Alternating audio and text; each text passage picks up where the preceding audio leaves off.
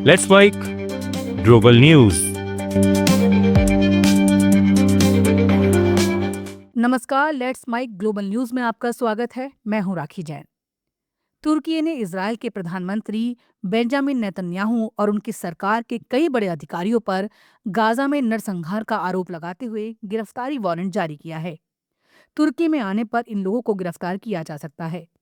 तुर्की अभियोक्ता कार्यालय के बयान के अनुसार 37 संदिग्धों में इजरायल के रक्षा मंत्री इजराइल कार्ड्स, राष्ट्रीय सुरक्षा मंत्री इतामार बेन गुइर और सेना प्रमुख लेफ्टिनेंट जनरल एयाल जमील शामिल हैं।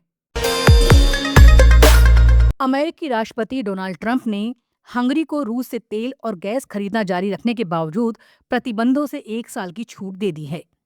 व्हाइट हाउस के एक अधिकारी ने ट्रंप के इस फैसले की बीबीसी को जानकारी दी। इससे पहले ट्रंप ने कहा था कि वो हंगरी के प्रधानमंत्री विक्टर ओरबान को छूट देने पर विचार कर रहे हैं। ओरबान ट्रंप के करीबी माने जाते हैं, लेकिन यूक्रेन युद्ध के दौरान भी रूस के साथ अच्छे रिश्ते बनाए हुए हैं। व्हाइट हाउस में ओरबान की यात्रा के दौरान ट्रंप ने कहा कि इस छूट पर विचार इसलिए किया जा रहा है क्योंकि हंगरी के लिए दूसरे देशों से तेल और गैस लाना बहुत मुश्किल है। डीएनए स्ट्रक्चर की खोज करने वाले वैज्ञानिकों में से एक जेम्स वॉटसन का निधन हो गया है। वो 97 साल के थे। अमेरिकी वैज्ञानिक वॉटसन को नोबेल पुरस्कार से सम्मानित किया गया था। डीएनए स्ट्रक्चर की खोज को 20वीं सदी की सबसे बड़ी वैज्ञानिक उपलब्धियों में से एक माना जाता है। उन्होंने ब्रिटिश वैज्ञानिक फ्रांसिस क्रिक के साथ मिलकर 1953 में डीएनए के डबल हेलिक्स स्ट्रक्चर की पहचान की थी। इसने मॉलिक्यूलर बायोलॉजी की तेज प्रगति का रास्ता खोल दिया था। वॉटसन ने नस्लीय और लैंगिक भेदभाव से जुड़ी टिप्पणियां भी की थी। इसकी वजह से उनकी प्रतिष्ठा को गहरा धक्का लगा। एक टीवी कार्यक्रम में उन्होंने दावा किया था कि काले और गोरे लोगों के बीच औसत आईक्यू में अंतर के लिए जीन जिम्मेदार हैं। कोल्ड स्प्रिंग हार्बर लेबोरेटरी ने बीबीसी से वॉटसन की मृत्यु की पुष्टि की। वॉटसन ने यहाँ कई दशकों तक काम और रिसर्च किया था।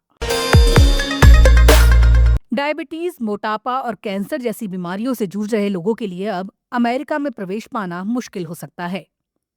अमेरिकी विदेश विभाग ने दुनिया भर के अमेरिकी दूतावासों और वाणिज्य दूतावासों को निर्देश दिया है कि वो गंभीर स्वास्थ्य समस्याओं वाले लोगों को अमेरिका आने या रहने की अनुमति ना दे।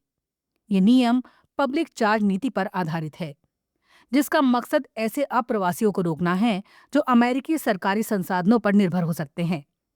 इसमें वीजा अधिकारियों को सलाह दी गई है कि वो आवेदकों के हेल्थ, उम्र और फाइनेंशियल स्टेटस की जांच करें। अगर कोई व्यक्ति भविष्य में महंगी चिकित्सा देखभाल या सरकारी सहायता पर निर्भर होने की संभावना रखता है, उसका वीजा रिजेक्ट कर दिया जाएगा। अफ्रीकी देश माली में 5 भारतीय नागरिकों को किडनैप कर लिया गया है। अधिकारियों ने इसकी पुष्टि की है। एएफपी न्यूज एजेंसी के अनुसार पश्चिमी माली के कोबरी इलाके में कुछ हथियारबंद लोगों ने भारतीयों को अगवा कर लिया। ये सभी एक बिजली कंपनी में काम करते थे। कंपनी के एक प्रतिनिधि ने न्यूज एजेंसी को बताया 5 भारतीयों का अपहरण कर लिया गया है। कंपनी के बाकी भारतीय कर्मचारियों को सुरक्षित राजधानी बमाको पहुंचा दिया गया है। अभी तक किसी समूह ने अपहरण की जिम्मेदारी नहीं ली है। माली में सैन्य प्रशासन है और 2012 से ही देश में अस्थिरता, तख्तापलट और जिहादी हमले बढ़ते जा रहे हैं। अल कायदा से जुड़ा जेएनआईएम समूह ईंधन की सप्लाई रोककर आर्थिक संकट बढ़ा रहा है। पाकिस्तान और अफगानिस्तान के बीच शांति वार्ता का तीसरा दौर किसी समझौते के बिना खत्म हो गया। दोनों देशों ने बातचीत फेल होने के लिए एक दूसरे को जिम्मेदार ठहराया है।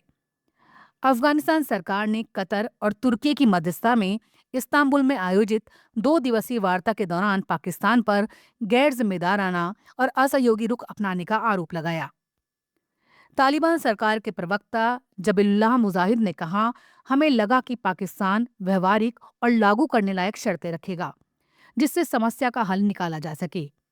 उन्होंने कहा, पाकिस्तान लोग हमारे भाई और दोस्त हैं, लेकिन किसी भी हमले का मुंह तोड़ जवाब दिया जाएगा। पाकिस्तान सरकार ने इस बयान पर तुरंत कोई प्रतिक्रिया नहीं दी। हालांकि पाकिस्तान ने कहा था, बातचीत में विवाद बढ़ गया है और कोई प्रगति नहीं हुई। लेट्स माइक ग्लोबल न्यूज में फिलहाल इतना ही। देखते रहिए, सुनते रहिए लेट्स माइक। नमस्कार। आप सुन रहे थे